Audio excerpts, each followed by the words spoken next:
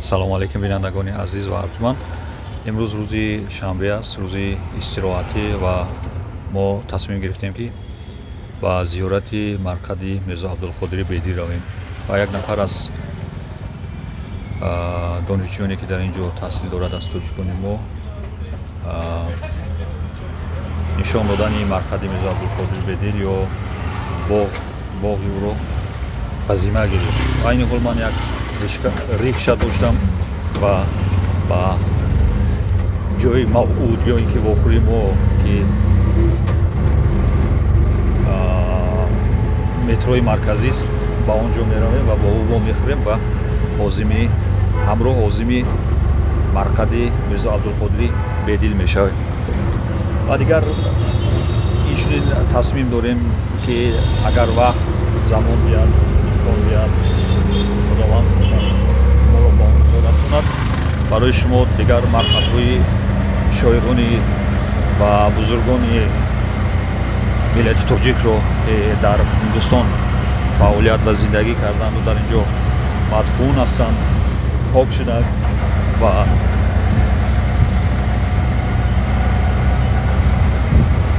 барои миллати тоҷик, барои ҳамзабонони мо хизматҳои арзанда карданд, барои шумо нишон диҳем.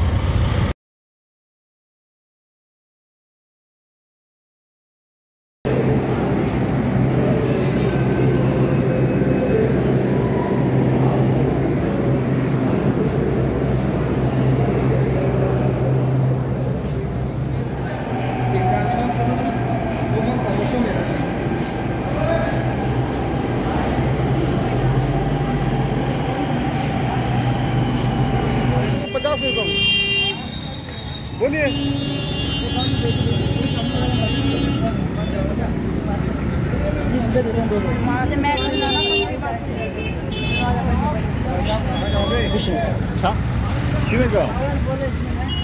میگه 60 روپیه مادم نه 30 روپیه میده واسه که من دینا در 4 کیلومتر 200 روپیه ما گرفت. ها خواستم سیم کارت شما کار نمیکنه یک برشوک دبای اپلیکیشن هست اگه میگرفتیم اول که خواهد میده ریکشا میگیریم اگه من نمیدونم دا نرخیجه چخیل است چخیل نیست با هم خاطر 60 روپیه من 30 روپیه گفتم 50 روپیه من نگفتم به شما 30 روپیه ای جو میدونم و قطینو بحث کنی و نمیفهمم کسر زمانی و یا ما چی میگم میگه 200 روپیه اینجا اول داشته باشه متوالی نه متوالی ندارم هم یا 10 15 و ما هم داشتم اینجا آدم توجیه ببر زمین نمو منو بوق بدیل بار بگی خدمت شما واقعا خدمت خوب است برای معرفی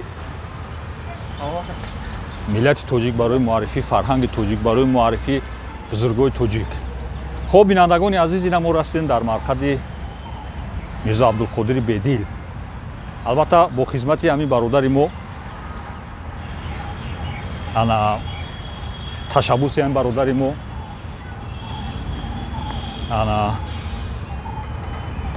که وقتی خود را دریغ نداشته ما را راهنمایی کردند. خب کم کم نکیم وای میکنین دا شما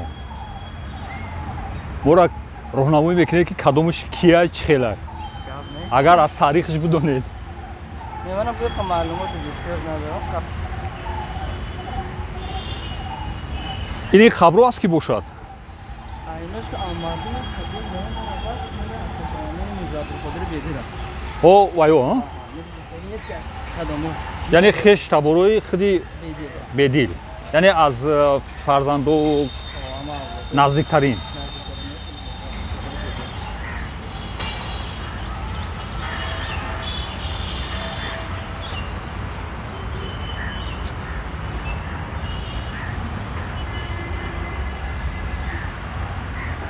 واقعا این ارزوی دیرینه من بود که از مرقد میرزا عبدالقادر بدیل دیدن کنم و اینک با این ارزوی خود رسیدم.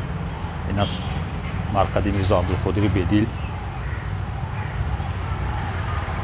من کمتر کلانتر میکنم برای خوانده شدن навишта шуд аз дигар самтам мегирам ва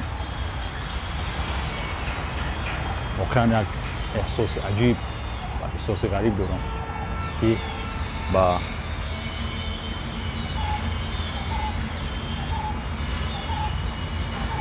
зиёрат ё ин ки ба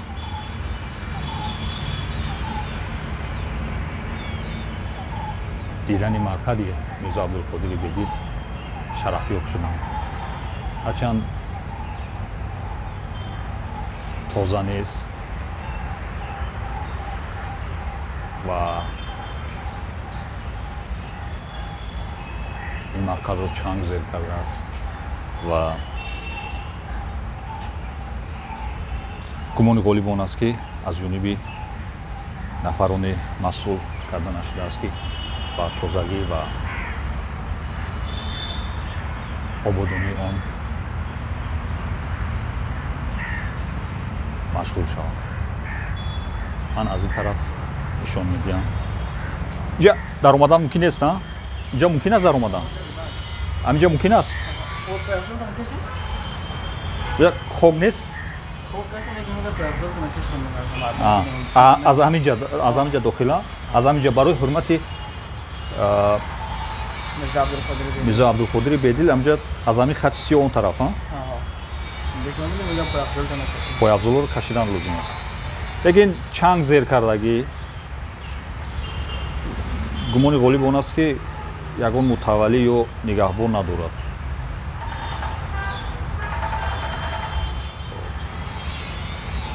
оно бино чӣ бошад?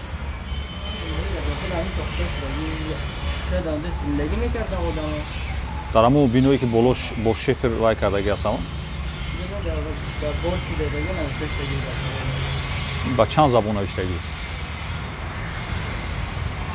хоб хушбахтона бо забони тоҷикӣ ҳам дар ин ҷо навишта шуда будааст. бо забони ҳиндӣ, англисӣ ва инчунин бо забони форсӣ Боғи Бедил ва бо забони урду аз ҳама поён.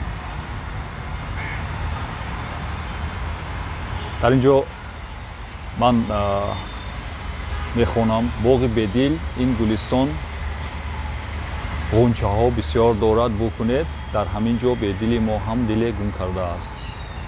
ба расми қадршиносӣ ва бо эҳсоси ифтихори бепоён аз паҳно ва жарфои ҷаҳони андеша маонии борик ва назми баланди шоири оламиён парвардаи хоки хайрхези ҳинд Абдулмаони Мирзо Абдулқодир Бедил ки сайри таҳаввули адабиёти тоҷики форс аз файзи шеъри малакутии ӯ садсолаҳо бархурдор будааст.